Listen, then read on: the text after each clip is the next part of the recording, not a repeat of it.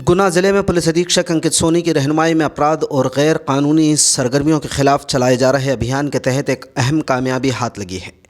Police ने online platform पर चल रही आईपीएल सट्टेबाजी के गोरख धंधे का पर्दाफाश करते हुए 2 अफराद को हिरासत में लिया है।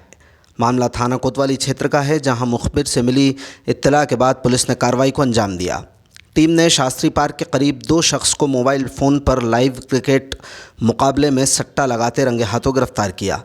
तफ्तीश के दौरान मुलजिमों के कब्ज़े से कई मोबाइल फ़ोन, हस्तलिखित हिसाब किताब, नकद रकम, ऑनलाइन सट्टा पोर्टल से जुड़ी आईडीज़ बरामद की गईं। पूछताछ में इंकशाफ हुआ कि दोनों अफराद लंबे वक्त से इस नाजायज़ कारोबार में लिप्त थे और अलग अलग टीमों के मैचों पर लाखों की सट्टेबाजी कर रहे थे। इस कार्रवाई में थाना प्रभारी अनूप भार्गव, कोतवाली टीआई सीपीएस चौहान के साथ दीपक तोमर, राहुल भदौरिया, कुशल पाल, दीपेश रावत आदि ने अपनी अहम भूमिका अदा की। मुलजिमों पर संगीन धाराओं और मध्य प्रदेश जुआ एक्ट के तहत मुकदमा दर्ज कर कानूनी कार्रवाई की जा रही है। पुलिस का कहना है कि ऐसा गैर कानूनी नेटवर्क पर नज़र रखी जा रही है और आने वाले दिनों में और गिरफ्तारियां मुमकिन हैं। हम लोगों की अभी आईपीएल सट्टे की भी रेड चालू है। कई सारे मामले हैं जिसमें हम लोग रेड कर रहे थे, तो हो सकता है किसी मामले में कभी रेड करी गई हो, लेकिन मारपीट जैसा कुछ भी मेरे संज्ञान में भी नहीं। सर, ये आपने जो बताया कि गैंग है, तो ये सभी अंतर्राज्यीय गैंग है कि सभी यहीं के निवासी? ये एक विवेचना का विषय है। प्रारंभिक तौर पे तो हमको ये पता चला है कि ये लोकल गुना जिले की गैंग है, लेकिन इसमें हो सकता है कि दूसरे राज्यों के भी कुछ लोग शामिल हो। सर, गुना में कहाँ खपाया है जिन्होंने, ऐसा कुछ बताएं? यहाँ पर जो जुए सट्टे का कारोबार अगर कहीं पे चल रहा था जिसमें हम लोगों ने दबिश दी, तो उन जुए सट्टे के कारोबार में जनरली ये नोट चला जाता है। सर, इनके पूर्व में कोई आपराधिक कैसे रिकॉर्ड है?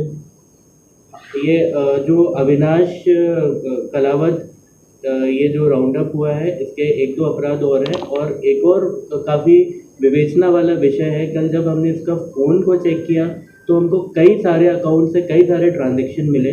फिर मैंने साइबर मुख्यालय के थ्रू सब रिकॉर्ड निकाला तो मुझे पता चला कि इसके विरुद्ध करीब 100 से 110 साइबर की शिकायतें लंबित हैं, जिसमें से financial fraud, online trading fraud जैसी शिकायतें भी इन अकाउंट नंबर के थ्रू हैं।